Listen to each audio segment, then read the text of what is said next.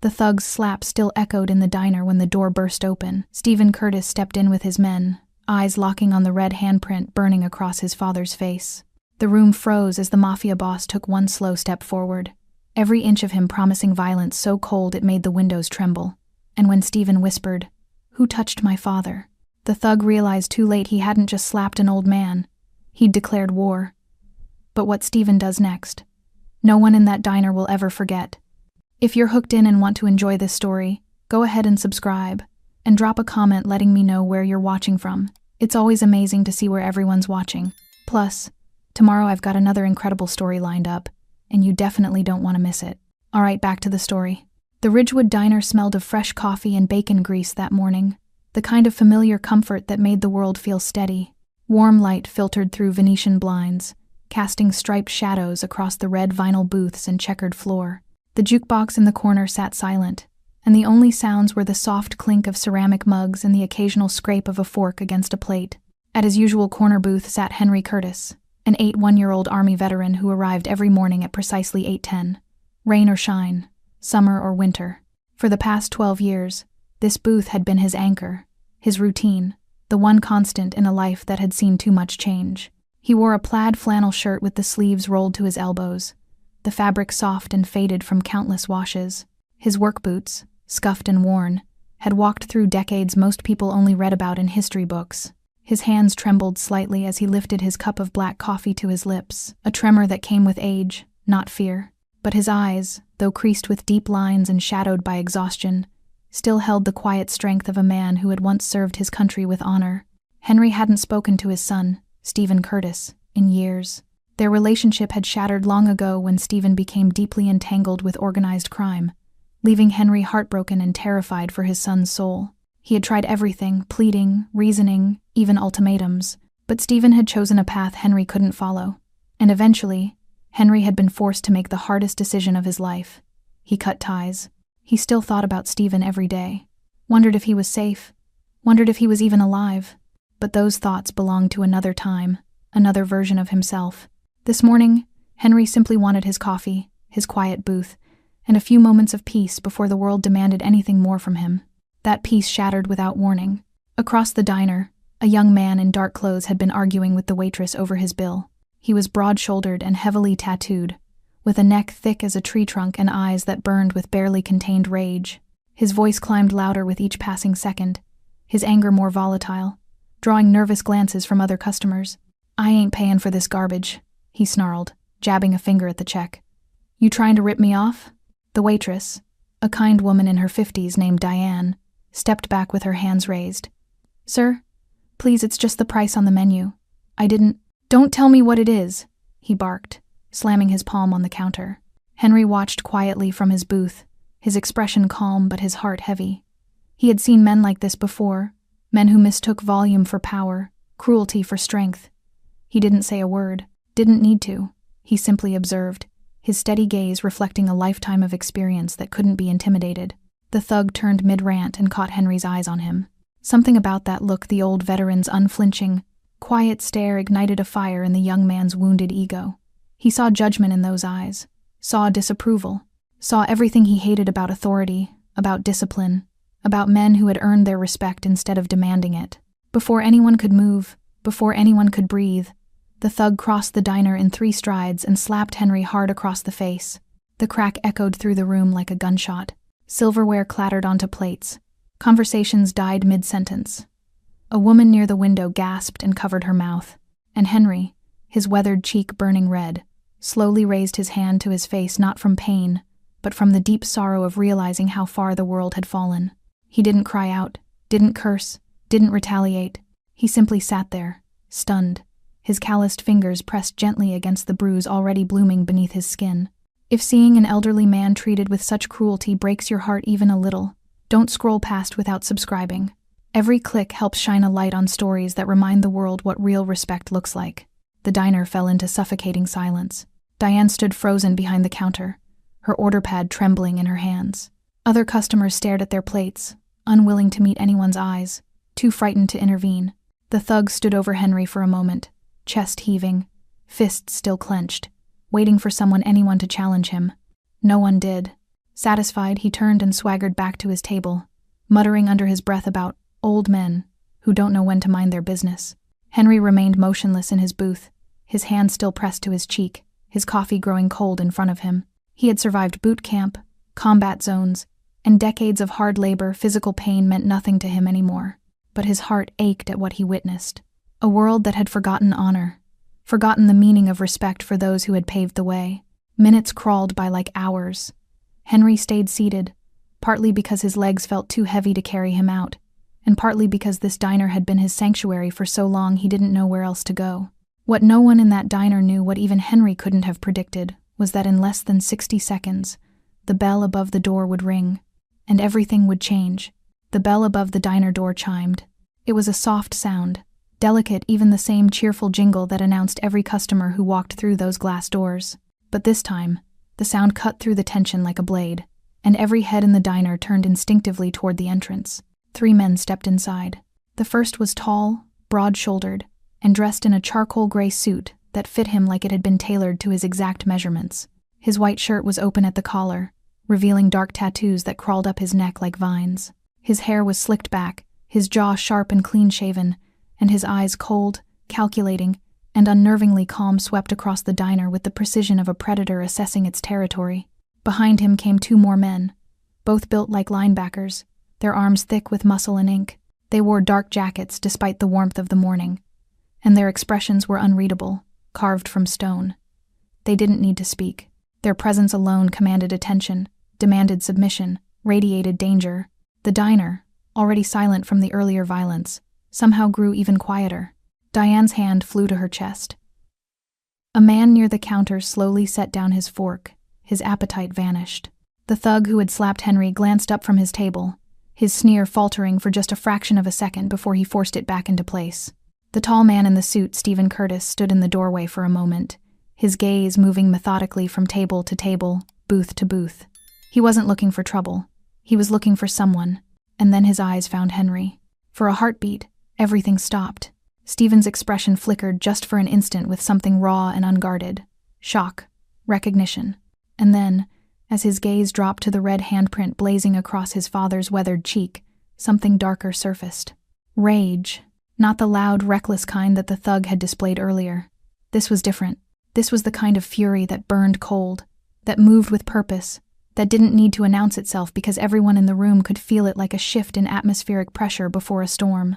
Stephen's jaw tightened. His hands, which had been relaxed at his sides, slowly curled into fists. His eyes never left his father's face. Behind him, his 2 men exchanged a glance. They didn't need orders. They knew. Whatever was about to happen, they were ready. Stephen began walking. Each step was deliberate, controlled, his polished shoes clicking softly against the diner's tile floor. He moved like a man who had all the time in the world, but also like a man who could unleash hell in an instant if he chose to. Customers pressed themselves back into their booths. Diane retreated behind the counter. The thug, still seated at his table, finally seemed to realize that something was very, very wrong. His bravado flickered. His eyes darted toward the exit, then back to Stephen, then to his 2 companions flanking the door. The men weren't blocking the way, not yet, but their positioning was deliberate.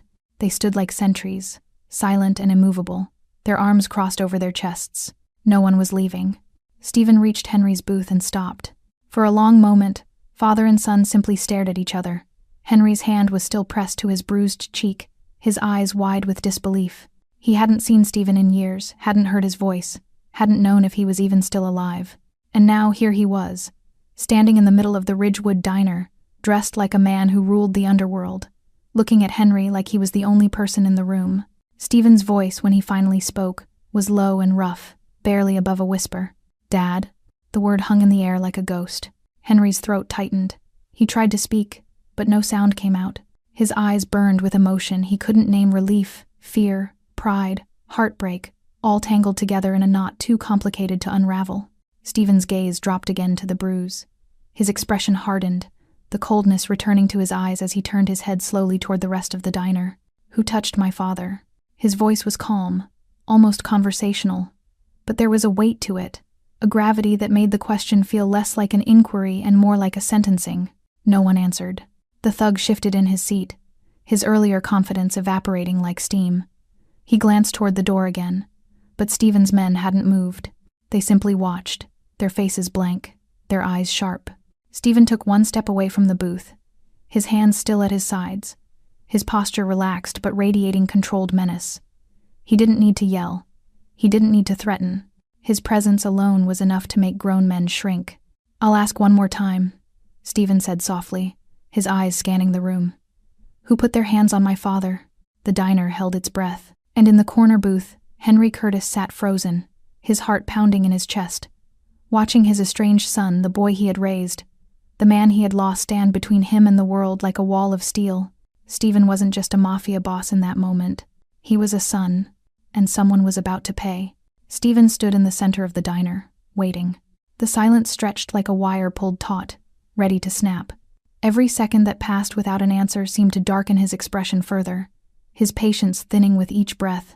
But beneath that cold exterior, memories flickered through his mind, like old film reels, images he had tried for years to bury. He remembered being 7 years old, small and scrappy, coming home with a black eye after defending a kid at school. Henry had sat him down at their kitchen table, placed a bag of frozen peas against his face, and said quietly, "Fighting isn't about being the toughest, son. It's about protecting people who can't protect themselves." He remembered being 15, angry and reckless, getting arrested for the first time. Henry had picked him up from the police station without a word, driven him home in silence, and then only then asked, "Is this who you want to be?" He remembered being 23, standing in their living room with blood on his knuckles and darkness in his eyes, telling his father he was done pretending to be something he wasn't. Henry had looked at him with tears streaming down his face and whispered, "Then I can't watch you destroy yourself. I love you too much for that." That was the last conversation they'd had, 7 years ago. 7 years of silence, of distance, of pretending he didn't care. And now, seeing his father sitting in that booth with a fresh bruise on his weathered face, Stephen realized he had been lying to himself the entire time.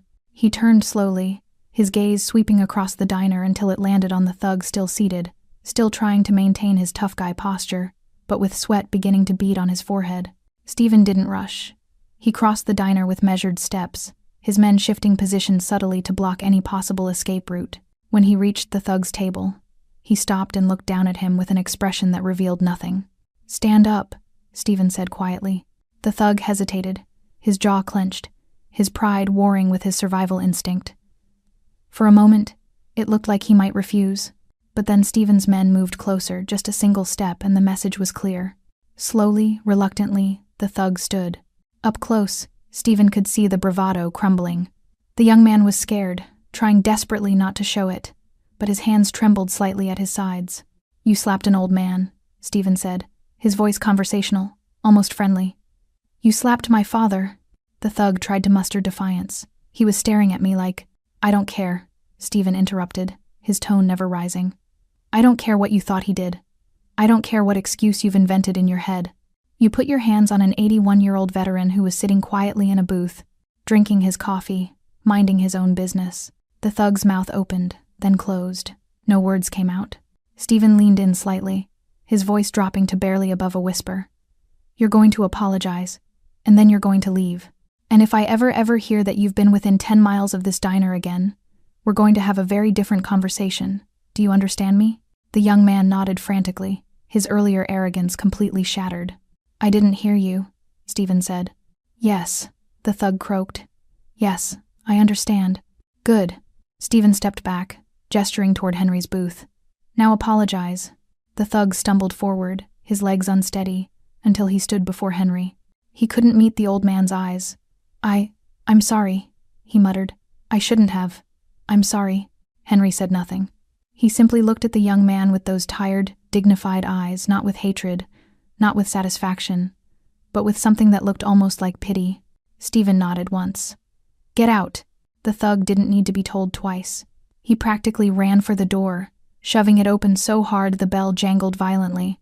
Within seconds, he was gone, disappearing down the street like a shadow fleeing the light. The diner remained frozen, everyone watching as Stephen turned back toward his father's booth. And then, in a gesture that shocked every single person in that room, Stephen Curtis feared Mafia boss, ruthless enforcer, a man whose name made hardened criminals nervous, knelt down beside his father. He didn't speak at first. He just looked at Henry, really looked at him, taking in every line on his face, every gray hair, every sign of the years they'd lost. "Dad," Stephen said quietly, his voice cracking slightly on the word, "I didn't know you still came here." Henry's hand dropped from his cheek, his eyes glistened with unshed tears. "Stephen," he whispered, "I didn't expect, not after everything. I should have been here," Stephen said, his jaw tight with emotion. "I should have been better." For a moment, neither man spoke. The weight of their broken relationship hung in the air between them, all the angry words, all the slammed doors, all the years of silence and regret. Henry reached out with a trembling hand and placed it on Stephen's shoulder. "You're here now," he said softly. Stephen closed his eyes, and for just a second, he looked like a boy again, lost, hurting, desperate for his father's approval. Around them, the diner slowly began to breathe again. But in that corner booth, time had stopped. A father and son, separated by choices and consequences, were finally in the same room again, and neither one knew what came next. Stephen remained kneeling beside his father for a long moment, his hand resting on the edge of the booth, his eyes still fixed on that angry red mark across Henry's cheek. The bruise had deepened in color, spreading like spilled wine across weathered skin. Around them, the diner had begun to stir, whispers floating between tables, the soft clink of silverware resuming, people pretending to return to their meals while stealing glances at the corner booth where a Mafia boss knelt before his father like a penitent son. Diane approached cautiously with a fresh pot of coffee, her hands steadier now. "Can I get you gentlemen anything?" she asked softly. Stephen looked up at her, and his expression softened slightly. "Coffee, black, and whatever my father wants." "I'm fine, Diane," Henry said quietly, though his voice carried the weight of exhaustion. She nodded and poured Stephen a cup before retreating, leaving father and son alone again in their fragile bubble of reconciliation. Stephen slid into the booth across from Henry, his broad frame somehow looking smaller in that moment, less like the dangerous man who had walked through the door, and more like the son who had left home 7 years ago. "How long has it been since someone looked after you?" Stephen asked, his eyes searching his father's face. Henry managed a weak smile. "I look after myself just fine." "Dad," Stephen's voice carried gentle reproach. "You're 81 years old, sitting alone in a diner, and some punk thinks he can put hands on you without consequences." "I didn't need rescuing," Henry said, though there was no anger in his words, just the stubborn pride of a man who had survived decades by refusing to be anyone's victim. "I know you didn't," Stephen replied. "But that doesn't mean you should have to sit here and take it."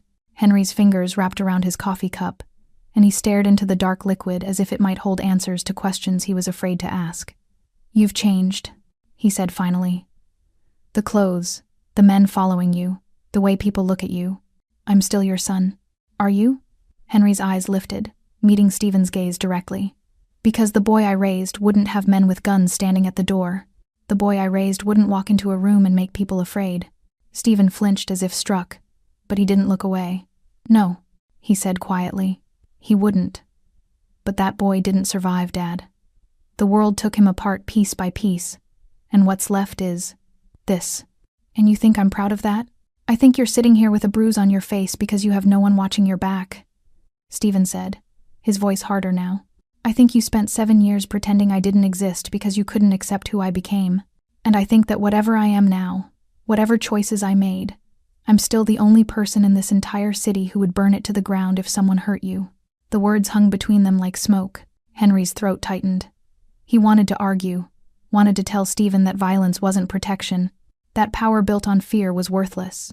But looking at his son across the table, this man who commanded respect and terror in equal measure, he saw something else too. He saw the little boy who used to hold his hand crossing the street.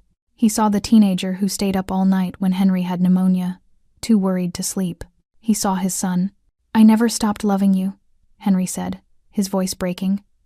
"Even when I told you to leave, even when I said I couldn't watch you destroy yourself. I never stopped." Stephen's jaw clenched, and he looked away quickly, blinking hard. When he spoke again, his voice was rough. "I stayed away because I thought it would keep you safe. I thought if I wasn't around, my life wouldn't touch yours." "And how did that work out?" Henry asked, gesturing to his bruised cheek with a bitter smile. Despite everything, Stephen huffed a short, humorless laugh. "Not well, apparently." They sat in silence for a moment, the chasm of 7 years slowly beginning to narrow, not closed, not healed, but narrowing. Stephen's phone buzzed in his jacket pocket. He pulled it out, glanced at the screen, and his expression hardened instantly. "What is it?" Henry asked. "The guy who hit you," Stephen said, his thumb moving across the screen. "He's talking. My people are hearing things." "Let him talk," Henry said. He ran. "It's over. It's not over until I say it's over." Stephen's voice carried the cold edge of authority that made men twice his size back down. "He put hands on you, Dad. That doesn't just go away because he mumbled an apology." "Stephen." "No." Stephen stood, his full height and presence filling the booth area. "I let him walk out of here with his legs still working. That was mercy. But if he's out there running his mouth, telling people he can disrespect you without consequences, then we have a problem." Henry recognized that look in his son's eyes, the same look Stephen had worn as a teenager right before a fight, the look that said the decision was already made and no amount of reasoning would change it. "What are you going to do?" Henry asked quietly. Stephen pulled out his wallet, dropped $200 bills on the table, and looked at his father with an expression that was equal parts love and ruthlessness. "What I should have been doing all along," he said. "I'm going to make sure no one ever touches you again." Stephen didn't leave immediately.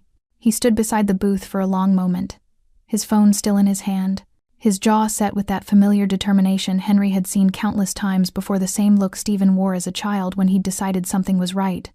Consequences be damned. But then Henry spoke, his voice quiet but firm. "Sit down, son." Stephen hesitated, caught between the man he had become and the boy who still, somewhere deep inside, wanted his father's approval. "Please," Henry added, and that single word carried more weight than any command. Slowly, Stephen slid back into the booth, pocketing his phone. His men, still positioned near the door, remained motionless, waiting for instructions that didn't come. Diane appeared again, this time with a plate of toast and eggs she set in front of Henry without asking. "On the house?" she said softly, her eyes moving between father and son with something that looked like hope. "Thank you, Diane," Henry said. She nodded and retreated once more, leaving them in their bubble of fragile peace. Henry picked up his fork but didn't eat. Instead, he looked at his son, really looked at him, taking in the expensive suit, the tattoos crawling up his neck, the hardness in his eyes that hadn't been there 7 years ago. "When did you start dressing like that?" Henry asked, gesturing to Stephen's suit. Stephen glanced down at himself, almost surprised. "A few years ago. Image matters in my line of work." "Your line of work," Henry repeated, the words tasting bitter. "That's what we're calling it now? What would you prefer I call it, Dad? My criminal enterprise? My organization?" Stephen's voice carried an edge of defensiveness. "I'm not pretending to be something I'm not." "No," Henry said quietly. "You never did that. Even as a kid, you wore your heart on your sleeve. When you were angry, everyone knew. When you were hurt, you couldn't hide it." Stephen's expression flickered with something vulnerable. "People see that as weakness now." "Is it?" Henry asked, his eyes searching his son's face. "Or is pretending you don't feel anything the real weakness?" The question hung in the air between them. Stephen picked up his coffee cup, then set it down without drinking. His hands scarred across the knuckles, marked with ink, rested on the table like weapons at rest. "You cut me out of your life," he said finally, his voice low. "You told me that if I kept going down this path, I couldn't be your son anymore." Henry flinched. "I said I couldn't watch you destroy yourself. That's different." "Is it?" Stephen echoed Henry's earlier question back at him. "Because from where I was standing, it felt pretty permanent." "I was terrified," Henry admitted, his voice breaking slightly. "Every time my phone rang, I thought it would be the police telling me you were dead. Every time I saw the news, I looked for your name. I couldn't just sit there and watch you throw your life away. So you threw me away instead." "No." Henry reached across the table, his trembling hand covering Stephen's scarred one. "I never threw you away. I prayed for you every single night. I kept your picture in my wallet.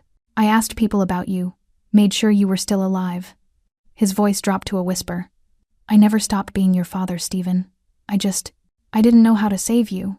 Stephen stared at their hands, his father's weathered and shaking, his own marked by violence and choices that couldn't be undone. "I didn't need saving, Dad. I needed you to trust that I could make my own decisions, even if they weren't the ones you wanted me to make." "Trust you to become this?" Henry gestured around them, at the men by the door, at the expensive suit, at everything Stephen had become. "Trust me to survive," Stephen corrected. The world isn't kind to people like us, Dad. You taught me that. You taught me to fight for what matters, to protect people who can't protect themselves. That's exactly what I'm doing. By breaking the law? By hurting people? By making sure my people are fed, housed, and protected, Stephen said, his voice gaining strength. By making sure neighborhoods stay safe, because everyone knows there are consequences for preying on the weak. By building something that matters, even if it's not what you wanted for me. Henry was silent for a long moment, his hand still resting on Stephen's. Finally, he spoke. Do you sleep at night? The question caught Stephen off guard. What? Do you sleep? Henry repeated. Or do the choices you've made keep you awake? Stephen's jaw tightened. He wanted to lie. Wanted to say he slept fine, that he had no regrets. But this was his father, and somehow, even after 7 years, he couldn't bring himself to lie to those tired, knowing eyes. Some nights are harder than others, he admitted quietly. Henry nodded slowly, as if that answer told him everything he needed to know. Then you're still my son, he said. Because the day you sleep soundly after hurting innocent people is the day I'll know I've truly lost you. Stephen's throat tightened. He looked away, blinking hard, fighting against emotions he'd spent years learning to bury. I've missed you, Dad, he whispered. I know, Henry said, his own eyes glistening. I've missed you too. Around them, the diner continued its morning rhythm. But in that corner booth, 2 broken pieces were slowly beginning to fit back together. They sat in that booth for another hour, the coffee growing cold, the eggs untouched, the world outside the window continuing while time seemed suspended between them. Stephen leaned back against the vinyl seat, his eyes distant as memories surfaced. Memories he'd spent years trying to drown in work, in power, in the constant motion that kept him from thinking too deeply about what he'd lost. Do you remember the night Mom died? Stephen asked suddenly. Henry's breath caught. They never talked about Sarah, not in the 7 years before their falling out, and certainly not in the silence that followed. Every day, Henry said quietly. I was 16, Stephen continued, his voice hollow. And I remember standing in that hospital hallway, watching you hold her hand while the machines beeped slower and slower. You told her everything would be okay. You told her we'd be fine. I believed it, Henry said, his voice thick with old grief. But we weren't fine, were we? Stephen's eyes met his father's. You worked 3 jobs trying to keep us afloat. You were never home. And I was angry at the world, angry at God, angry at you for making promises you couldn't keep. Henry's hands trembled more violently now. I did the best I could. I know that now, Stephen said. But back then, I just felt abandoned. First Mom, then you, not because you wanted to leave, but because you had to work yourself half to death just to keep the lights on. The memories flooded back to Henry coming home at midnight to find Stephen with a black eye, coming home at 2 a.m. to find him not home at all. The fights, the screaming matches, the slow, terrible realization that he was losing his son to the streets because he was too exhausted to fight for him. You started running with Marcus Chen's crew when you were 17, Henry said, the name tasting like ash in his mouth. Stephen nodded. He gave me what I was looking for, belonging, purpose, money to help you, even though you wouldn't take it. He saw potential in me. He saw someone he could use. Henry corrected bitterly. Maybe, Stephen admitted, but he also taught me how to survive, how to command respect, how to build something that couldn't be taken away by hospital bills or landlords or bad luck. And what did it cost you? Henry asked. Your soul? Your future? Any chance at a normal life? Stephen's laugh was dark and humorless. Normal? Dad, we were never going to have normal. We lived in a 2-bedroom apartment with bullet holes in the walls. I watched you choose between buying groceries and paying rent. Normal was never an option for people like us. So you chose this instead. I chose to never be powerless again, Stephen said, his voice hard. I chose to make sure no one could ever take from me what the world took from you. And yeah, I made choices that hurt you. I became someone you couldn't recognize. But I survived, Dad. And I made sure everyone connected to me survived too. Henry was quiet for a long moment, processing words he'd waited 7 years to hear. When did you take over from Chen? 4 years ago, Stephen said. He was getting sloppy, making enemies he couldn't afford. I saw where it was heading, so I made a move. You killed him. It wasn't a question. Stephen's silence was answer enough. Henry closed his eyes, feeling the weight of that truth settle over him like a shroud. This was his son, his boy, who used to cry over injured birds, who used to help elderly neighbors carry their groceries, who used to have nightmares and crawl into Henry's bed for comfort. That boy had killed a man to take his throne. "I don't expect you to understand," Stephen said quietly. "I don't even expect you to forgive me. But I need you to know that everything I did, every choice I made, I did it believing I was protecting what mattered, including you. By staying away from me?" "Yes," Stephen said firmly. "My world is dangerous, Dad. The people I deal with don't have boundaries, don't have mercy. If they knew you were my weakness, they would have used you against me. So I stayed away. I built walls. I made sure no one knew that the infamous Stephen Curtis had an 81-year-old father living alone in Ridgewood." "And how's that working out?" Henry asked, gesturing to his bruised face with bitter irony. Stephen's expression darkened. "That was random. Bad luck. Wrong place, wrong time. Or maybe," Henry said slowly, "it was the universe telling us that we can't keep running from each other. That 7 years is long enough to punish ourselves for choices we can't take back." Stephen looked at his father, really looked at him, and saw the toll those years had taken. The deeper lines, the grayer hair, the way his hands shook more than they used to. Henry was 81 years old. How many mornings did he have left? How many chances would Stephen get to sit across from him like this? "I'm sorry," Stephen said, and the words came out raw and broken. "For everything. For the life I chose. For breaking your heart. For staying away when I should have been here." "I'm sorry, Dad." Henry reached across the table again, both hands this time, gripping Stephen's with surprising strength. "I'm sorry too," he whispered. "For giving up on you. For choosing my fear over my love. For making you feel like you had to face the world alone." They sat like that, hands clasped across the table, two men bound by blood and broken by circumstance, finally beginning to heal. The healing moment shattered like glass. Stephen's phone buzzed on the table, not a casual notification, but the sharp, insistent vibration of an urgent call. He glanced at the screen, and his entire demeanor shifted. The softness that had crept into his expression vanished, replaced by the cold, calculated mask of a man who dealt in violence and consequences. "What is it?" Henry asked, recognizing the change immediately. Stephen held up one finger, answering the call. "Talk to me." He listened, his jaw tightening with each passing second. "How many? Where?" "No, don't engage yet. I'm handling this." He ended the call and looked at his father, something dangerous flickering in his eyes. "The guy who hit you, he's coming back." Henry's stomach dropped.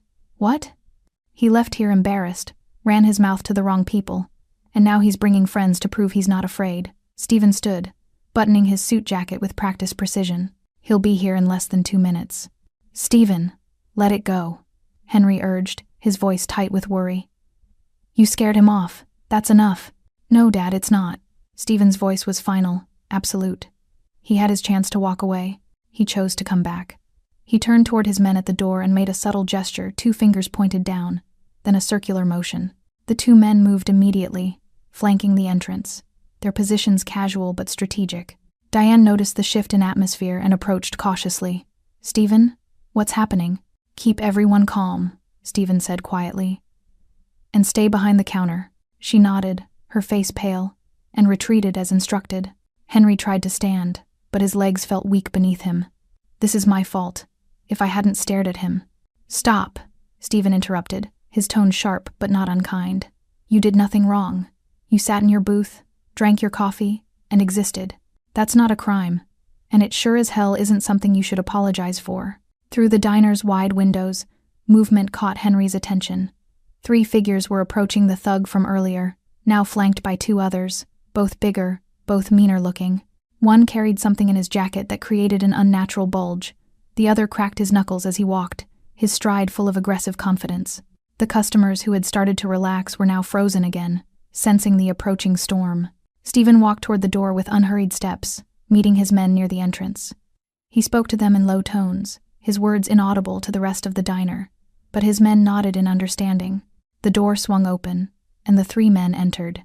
The original thug, the one who had slapped Henry, walked in with renewed bravado. His 2 companions looked like they'd spent more time in prison than out of it. Scarred knuckles, cold eyes, bodies built for inflicting damage. "You thought you could embarrass me?" the thug called out, his voice loud and aggressive, trying to reclaim the power he'd lost an hour earlier.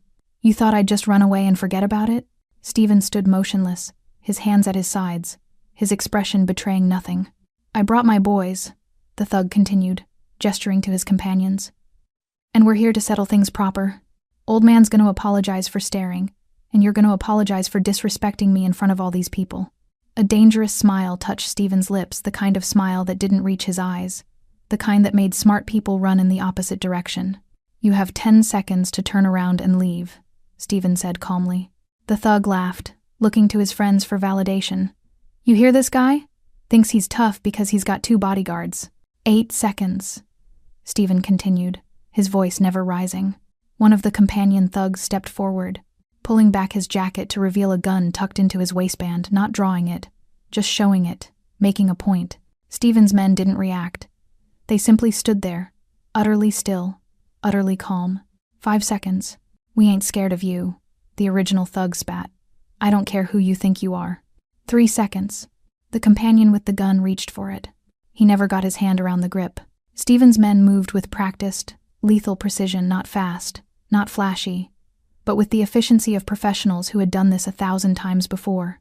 One of them intercepted the armed thug's hand, twisting his wrist at an angle that made the man's knees buckle. The gun clattered to the floor, kicked away in the same motion. The other companion swung wildly, his fist cutting through empty air as Stephen's second man sidestepped and delivered a precise strike to the man's solar plexus, dropping him to the floor, gasping for air. The entire exchange lasted less than 3 seconds. The original thug stood frozen, his bravado evaporating as he realized he'd made a catastrophic miscalculation. Stephen walked forward slowly, stopping directly in front of him. When he spoke, his voice was barely above a whisper, but everyone in the diner heard it clearly. "You just threatened my father." Again. The thug's face drained of color. "You came into his sanctuary," Stephen continued. "You brought weapons. You brought friends who thought they could intimidate an 81-year-old veteran." He leaned in closer. "Do you understand what you've done?" The thug tried to speak, but no words came out. Stephen glanced at his men. "Make sure they understand that if they ever, and I mean ever, come within sight of this diner again, we're not going to have a conversation." His men nodded. Stephen turned back to his father, who sat in the booth watching with a mixture of fear and something else, something that might have been pride. "It's over, Dad," Stephen said quietly. "I promise." The 3 men were escorted out of the diner by Stephen's crew, not violently, but firmly, with the kind of professional efficiency that made it clear this wasn't a negotiation. The gun remained on the floor until one of Stephen's men picked it up with a napkin, checked it, and slipped it into his jacket with the casual ease of someone who'd handled firearms more times than he could count. The door closed behind them, and the bell chimed its innocent little jingle, as if violence hadn't just been narrowly avoided in a small-town breakfast spot. Stephen stood in the center of the diner for a moment, his back to his father, his shoulders tense. Then, slowly, he turned and walked back to the booth where Henry sat, his coffee long cold, his breakfast untouched, his face reflecting a complicated storm of emotions. Stephen slid back into the seat across from him, and for a long moment, neither man spoke. "You didn't have to do that," Henry said finally, his voice quiet. "Yes, I did," Stephen replied without hesitation. "Violence isn't always the answer, son." "It wasn't violence, Dad. It was prevention." Stephen's eyes were steady, calm. "Those men came here armed, with intent. If I'd let them walk in here and make demands, if I'd shown even a second of weakness, this place would have become a target. Not just for them, but for everyone who thinks they can push people around without consequences." Henry wanted to argue, wanted to tell Stephen that there were other ways, better ways. But looking at his son, this man who commanded respect through presence alone, who had just diffused a potentially deadly situation without firing a shot or throwing a punch, he realized something uncomfortable. Stephen was good at this. Whatever moral lines he'd crossed, whatever choices had led him down this path, he had become extraordinarily competent at protecting what mattered to him. "When did you get so calm?" Henry asked. "You used to be all fire and fury, hot-headed, quick to fight." A ghost of a smile touched Stephen's lips. "I learned that the loudest man in the room is usually the weakest. Real power doesn't need to announce itself." "Who taught you that?" "You did," Stephen said, and the answer clearly surprised Henry. "You remember that night when I was 14? Those guys from the high school football team were harassing that kid with the limp?" Henry nodded slowly. "Marcus. Sweet kid. They used to push him around every day after school. I wanted to fight them," Stephen continued. "All 5 of them. I was ready to get my face smashed in if it meant they'd leave him alone. But you stopped me. You walked right up to those boys, didn't raise your voice once, and you said—" He paused, remembering. Real men don't prove their strength by hurting people weaker than them. Real men protect. And if I see you bothering this boy again, you'll find out exactly what kind of man I am. Henry remembered. He'd been younger then, stronger, his hands steady. The football players had seen something in his eyes, something that came from years of military service, from staring down actual enemies, and they'd backed off. Marcus was never bothered again. They listened because you didn't need to shout, Stephen said. You didn't need to swing first. You just were. And that was enough. He leaned forward. I spent years trying to be that, trying to have that kind of presence, and somewhere along the way, I realized I'd become it just in a world you never wanted me to be part of. Henry's throat tightened. I'm proud of the man you are, Stephen. I'm heartbroken about the life you lead. I know, Stephen said simply. And I wish I could tell you I'm going to walk away from it, change everything, become someone you can be proud of without reservations. But I can't lie to you, Dad. This is who I am. This is the life I've built. And there are people, good people, who depend on me. Good people in a bad business. Good people trying to survive in a world that doesn't give people like us many options. Stephen corrected gently. I employ over 200 people, Dad. Most of them have records. Most of them couldn't get legitimate jobs if they tried. I give them structure, income, protection. I make sure their kids have food and their rent gets paid. By breaking the law. By filling the gaps the law ignores. Stephen countered. I'm not saying I'm a hero. I'm not delusional. But I'm not a monster either. I have rules. Lines I don't cross. People I protect. Henry studied his son's face, the tattoos, the expensive suit, the hardness that came from years of making impossible choices. And beneath it all, he still saw the boy who had cried at his mother's funeral, who had held Henry's hand during the hardest years of their lives, who had always protected people weaker than himself. I can't condone what you do, Henry said finally. I can't pretend I'm okay with it. I'm not asking you to. But I can't lose you again either, Henry continued, his voice cracking. These past 7 years, Stephen, I've been dying slowly. Not from age, not from sickness, but from not knowing if my son was alive or dead, from wondering if I'd made the biggest mistake of my life by pushing you away.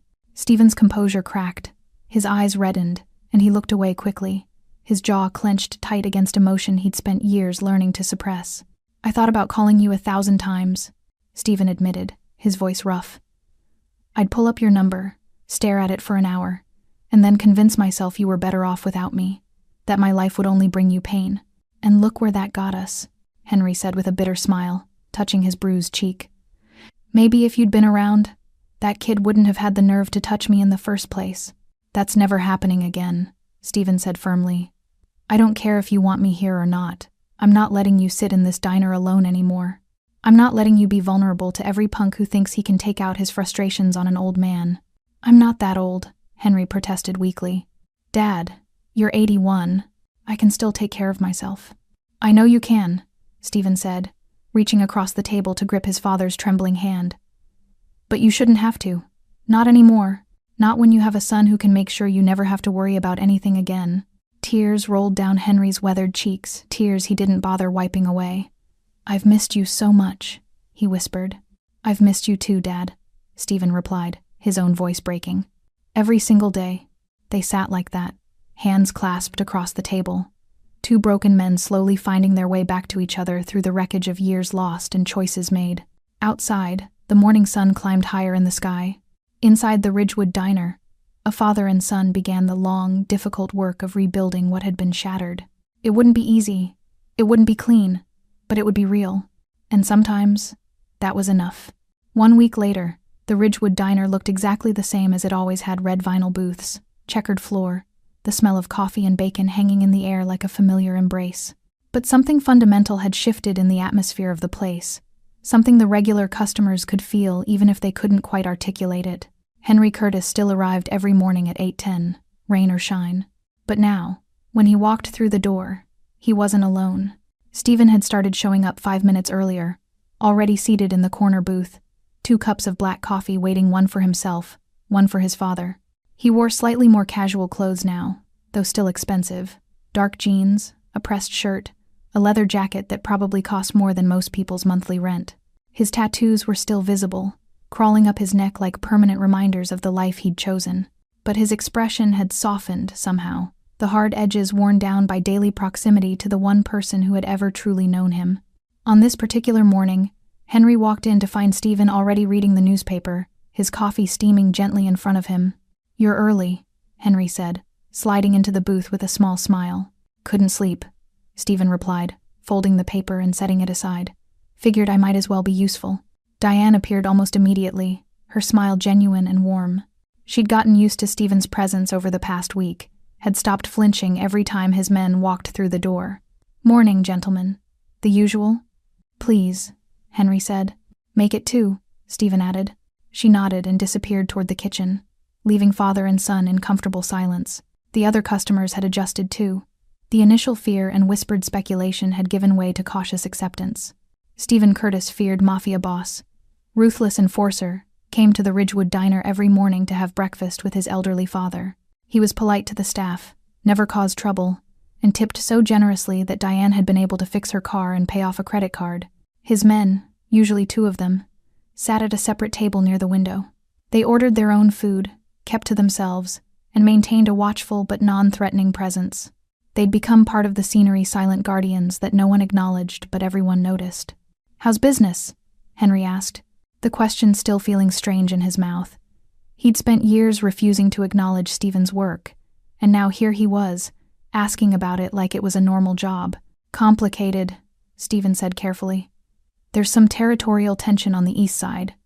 Nothing I can't handle, but it requires attention." "Dangerous attention?" "It's all dangerous, Dad," Stephen said honestly.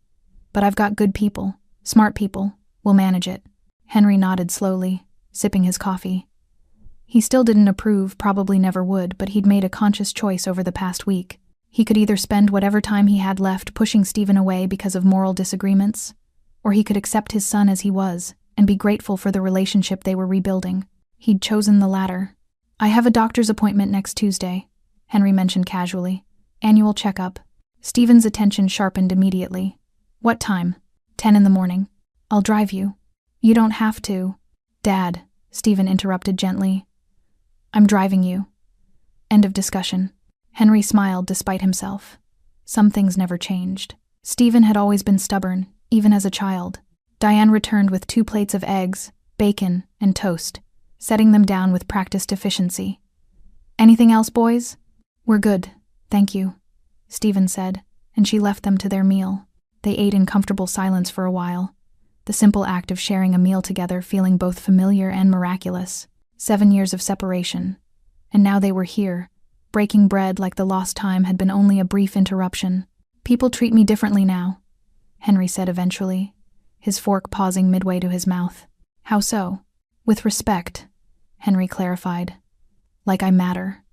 Mrs. Peterson from down the street, she used to barely acknowledge me. Now she stops to chat every time she sees me. The kid who bags groceries carries them to my car without being asked.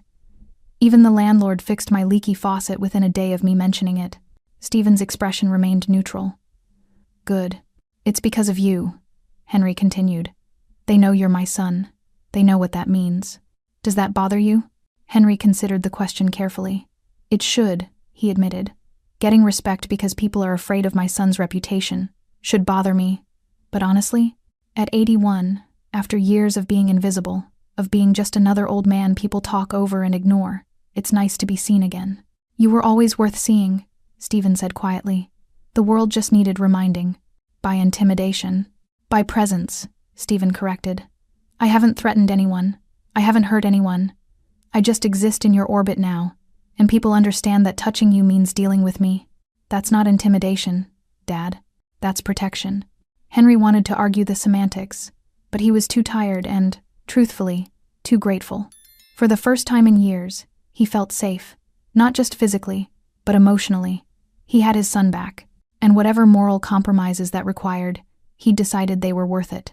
"Your mother would have complicated feelings about all this," Henry said with a sad smile. Stephen's expression softened at the mention of Sarah.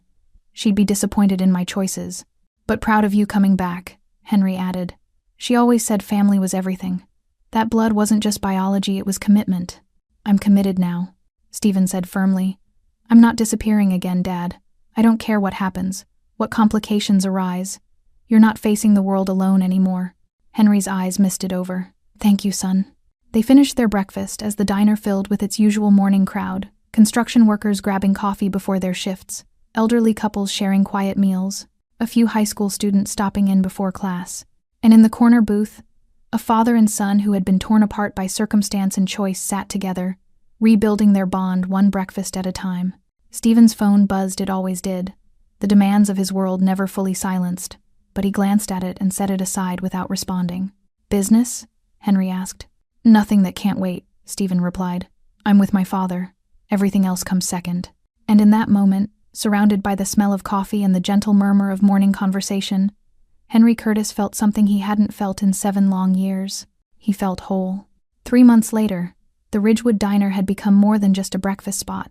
It had transformed into something sacred, a neutral ground where the outside world's complications dissolved, where a mafia boss could be just a son, and where an elderly veteran could reclaim the dignity that age and circumstance had tried to steal. Henry still arrived at 8:10. Stephen still arrived at 8:05.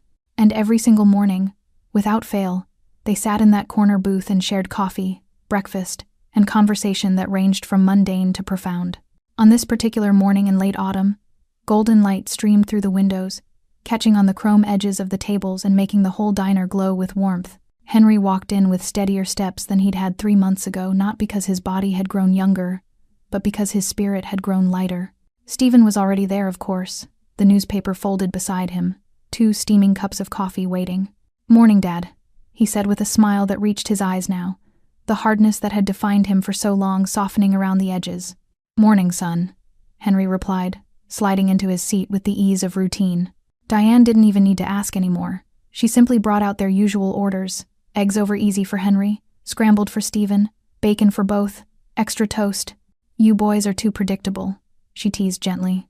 Predictable is underrated, Stephen replied with a grin.